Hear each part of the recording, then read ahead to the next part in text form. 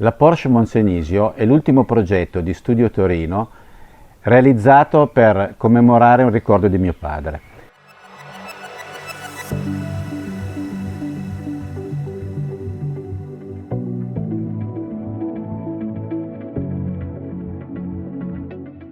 Questo prototipo, col suo nome Moncenisio, vuole rievocare anche la famosa corsa Susa Moncenisio del 1908, che fu la prima gara in salita al mondo automobilistica.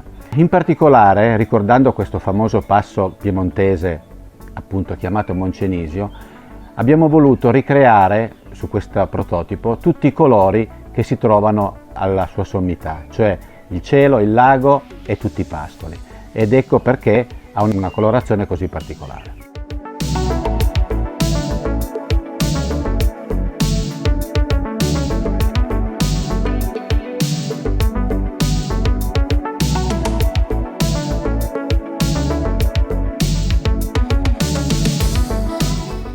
Studio Torino è stata fondata nel 2005 dopo aver venduto la Stoll SpA. Con Studio Torino abbiamo voluto ricreare insieme a mia moglie, Maria Paola, un'azienda più semplice e più a contatto con i clienti, nel senso che volevamo fare delle one-off, delle serie limitate e nel contempo anche della consulenza verso le maggiori aziende automobilistiche o di progettazione. In questi anni il primo progetto è stato lavorare sulle RUF, che è uno dei più importanti, se non il più importante preparatore tedesco di Porsche, nonché costruttore in quanto ha il suo numero di telaio proprio. Quindi insieme ad Alois Ruf nel 2005 abbiamo presentato la prima RUF, che appunto si chiamava RK Spider. Di queste ne vennero costruite in tutto 4. Poi l'anno seguente seguì la versione coupé, chiamata appunto RK Coupé, e ne vennero costruite 2. Negli anni abbiamo lavorato anche su molti altri progetti, compresa anche una versione speciale della Maserati chiamata 5 porte, era una station wagon particolare, poi sulla Fiat 500 Diabolica, un progetto molto particolare fatto insieme all'editore di Diabolic, Gomboli, della società Storina. Questo progetto ancora di più fu seguito completamente invece da mia moglie. La Moncenisio, come abbiamo detto, è stata fatta presentata nel 2014 e poi negli ultimi anni ci siamo dedicati anche molto alla consulenza tecnica con dei progetti veramente molto importanti, di cui alcuni si possono vedere nel sito, altri non si possono ancora dire per questione di riservatezza. Uno dei nostri clienti principali dove sviluppiamo questi progetti è la Magna Steyr Italia.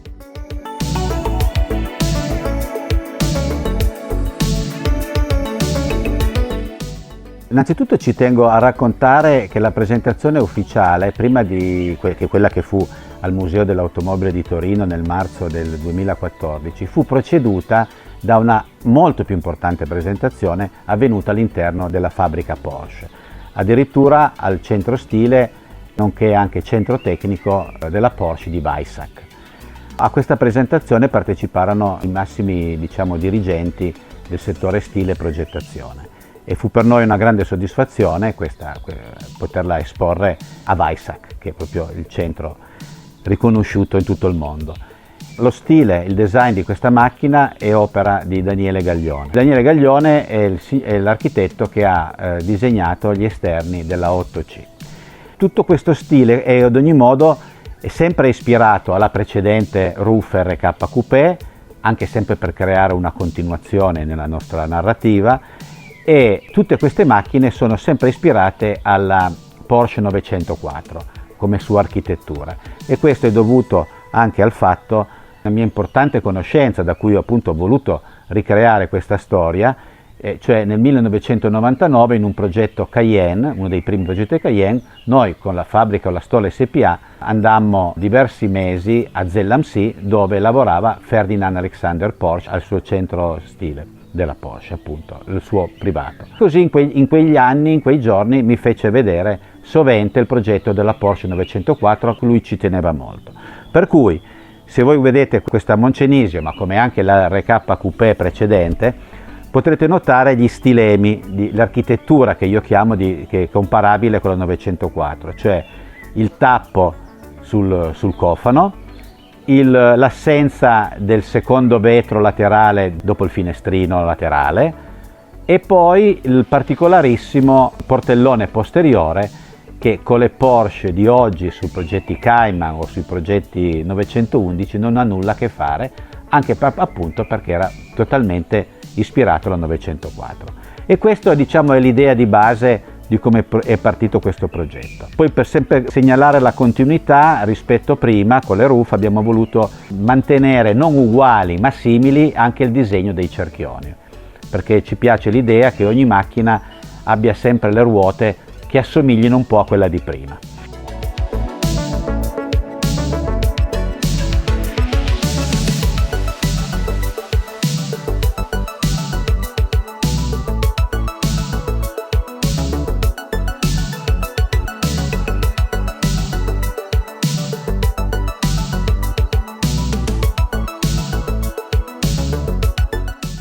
L'idea era proprio di fare una one-off, per cui una sola esemplare, e anche un'idea molto strana è stata quella di volerla fare tutta a mano, perché noi conosciamo benissimo le tecnologie moderne della fresatura controllo numerico, del CAD e del CAM, ma per questo progetto, d'accordo con l'architetto Gaglione, abbiamo voluto veramente, lo ridico, farla completamente a mano. Quando dico farla completamente a mano, dico proprio di non usare nessuna attrezzatura se non scalpelli, dime, carta vetro, eccetera eccetera.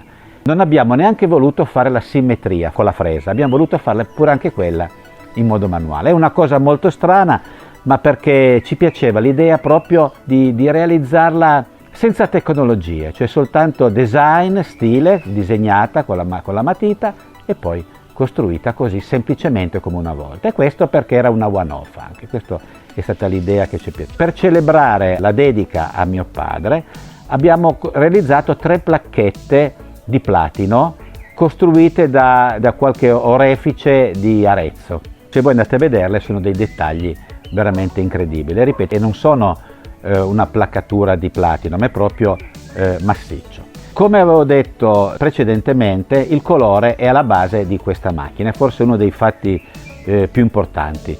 All'interno potrete vedere 2 tipi di verde, e il motivo per cui sono 2 tipi di verde è perché volevamo creare tridimensionalità. Tutto questo progetto del colore è stato gestito al 100% da Maria Paola Stola, mia moglie, e anche l'esterno ha voluto ricordare esattamente il cielo e il lago quando c'è bel tempo.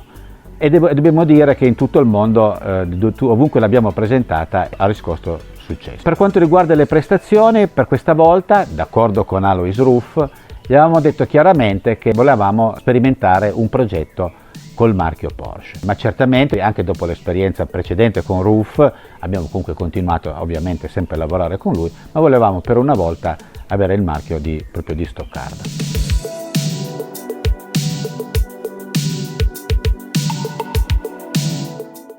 Durante la costruzione della Porsche Moncenisio avevamo a livello di immagine in mente 2 situazioni. Una era un servizio fotografico al passo del Moncenisio per rievocare questa famosa corsa e il secondo era quella di portare questa macchina in un viaggio straordinario e indimenticabile nel posto più estremo al mondo nella stagione più fredda, e cioè andare a Capo Nord. Capo Nord è il punto più a nord del mondo continentale e si trova in Norvegia ed è rappresentato da un globo d'acciaio famoso dove uno volendo può andare a fare una fotografia. L'idea anche di raggiungere Capo Nord perché all'epoca non sia mai stata fotografata una one-off di fronte a questo monumento e per di più d'inverno. Per organizzare meglio il viaggio e non fare un sacco di chilometri inutili attraverso la Svizzera, la Germania, la Danimarca e la Svezia,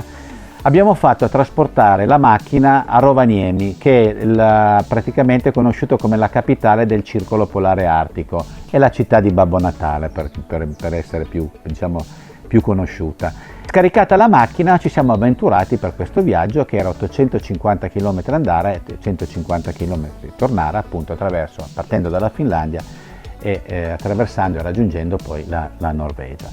La macchina ha subito anche una piccola preparazione per questo avventuroso viaggio e la preparazione è consistita nel farci costruire dei cerchi speciali personalizzati dove erano scritte tutte le città che avremmo attraversato, dei pneumatici super chiodati e poi un assetto leggermente rialzato rispetto allo standard per evitare il più possibile l'accumulo di neve e di ghiaccio.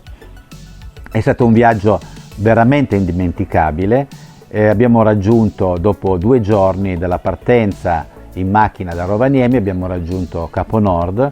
Certo, anche qui il cambiamento climatico un po' si è fatto sentire, perché in altre volte io ero stato, abbiamo raggiunto anche delle temperature di meno 35 gradi e questa volta il massimo che abbiamo raggiunto era stato meno 26 o 27, non mi ricordo più.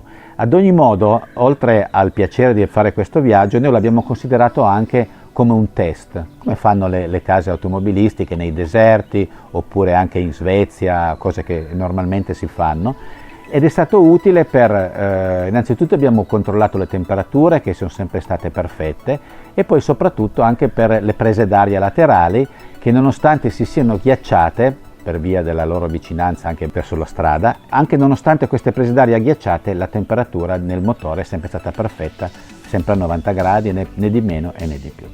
Per cui è stato un viaggio indimenticabile che speriamo un giorno di poter rifare, sempre con la Moncenisio.